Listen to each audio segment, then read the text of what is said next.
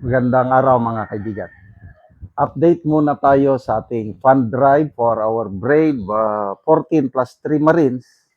As of now, meron nang naipon na 107,000 pesos sa ating GCash. At I hope Sunday ngayon may naka-open na bangko para maipadala.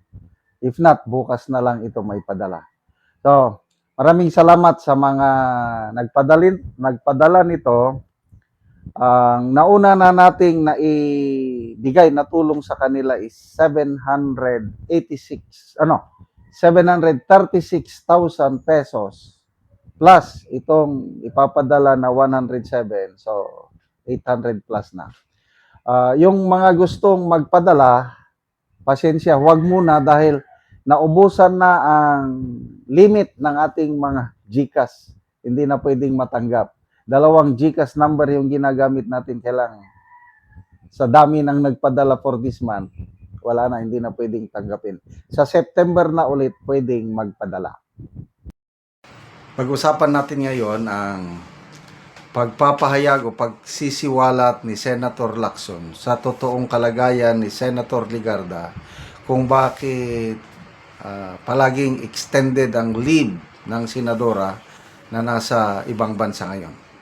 Okay, dito sa article ng Politico.com, title, Ping Lacson reveals, Loren Legarda abroad for lung problem.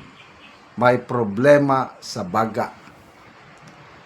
Senator Panfilo Lacson has disclosed that Senator Legarda is undergoing medical evaluation abroad for a lung condition, offering new details about the illness behind her extended leave from the Senate. In an interview over DWIZ,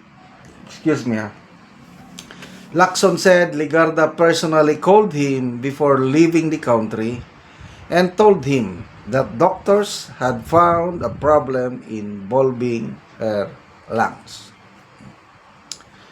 Sabi ni Lacson, nung nasa labas, tumawag siya sa akin minsan. Sinabi niya lang na may problema raw yung kanyang lungs.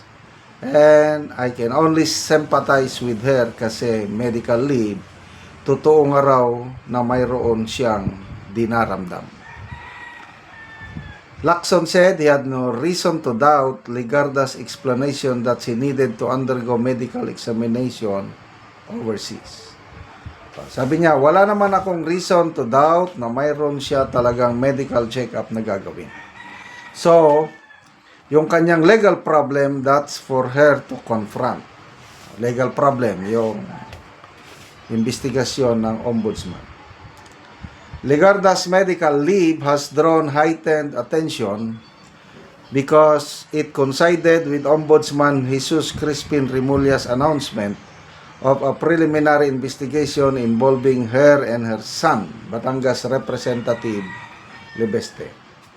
The investigation concerns allegations that the two were involved in securing exclusive franchises and contracts for solar projects that allegedly failed to materialize. Legarda has denied wrongdoing. Assistant Ombudsman Nico Clavano has earlier described the timing of her extended leave as suspicious. Lacson, however, said his conversation with Legarda left him convinced that she was dealing with an actual health concern. He recalled that Legarda also spoke about what she believed was the political nature of the investigation and sounded emotional during their conversation. Sabi ni Lacson, sabi ko naman sa kanya, talagang ganyan ang buhay. Importante yung health mo. Malungkot, parang nafe-feel ko na parang gustong umiyak, Lacson said. Amid speculation that Legarda might remain abroad or seek political asylum, Lacson said the senator assured him that she intended to return to the Philippines after completing her medical test. Sabi naman niya, ito ang payag ni Lacson, na uuwi raw siya. Talagang ang sinabi niya sa akin, talagang tatapusin niya lang kanyang mga medical check-up. He added that he hoped everything goes well for his colleague as she underwent further medical evaluation. Okay. Salamat dito sa pagpapahayag ni Senator Lacson. And I can understand kasi napagdaanan ni Senator Lacson na nag-undergo siya ng political persecution panahon ng Arroyo administration. Nagtago si Lacson. So itong kay Senator Legarda, may condition sa lungs, at the same time may condition legal problem. Kaya ayun, the most logical person na tawagan niya ay si Senator Lacson dahil sa tingin ko naiintindihan ni Senator Lacson ang kalagayan ni Legarda kasi may political nature yung ginagawa na investigasyon. So, importante ang health. Sana maayos ang lung problem ni Senator Legarda. Total, advanced technology naman ang medisina ngayon. So, kasi kung lung problem, ano yan, pneumonia, I don't know kung anong lung problem. So, pagdasal na lang natin yung mag-ina na sana malampasan nila itong pagsubok sa kanilang buhay. Ito, opinion ko na lang ito Baka ayaw nilang matulad kay Senator Marcoleta. Si Senator Legarda, silang mag-ina kasi yan. Yung speculation ng iba na baka mag-apply political asylum, to me, posibilidad yan. At hintayin na lang na matapos ang administrasyong ito bago babalik. Kasi kung babalik sila dito, yung posibilidad na matulad sila kay Senator Marcoleta at ex-Congressman Defensor is nandyan. Kaya nasa delikadong kalagayan ang mag-ina ngayon. Opinion ko lang yan.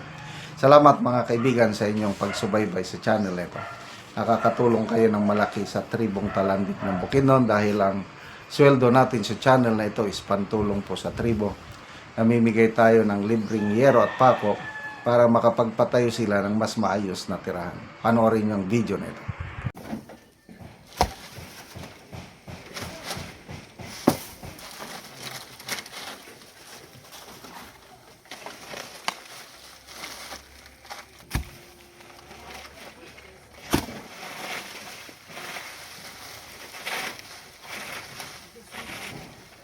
Gabok na gid kayo ang trapal. Hindi kadakuan sa mga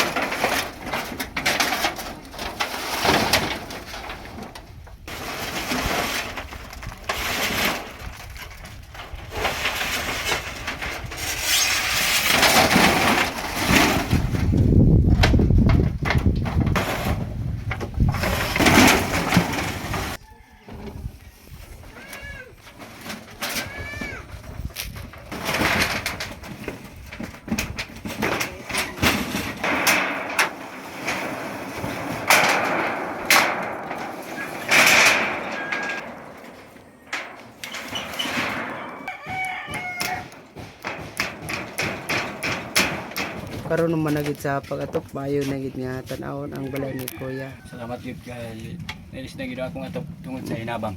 Oo. Kay ug walay hinabang, di gyud milis na akong atop. Salamat kay sa Ginoo nga ihatagan ko niya ang hinabang, nga panalangin. Salamat kayo. nagtabang sa sin sponsor. Mm. Salamat kayo. Oh, salamat kayo po dia.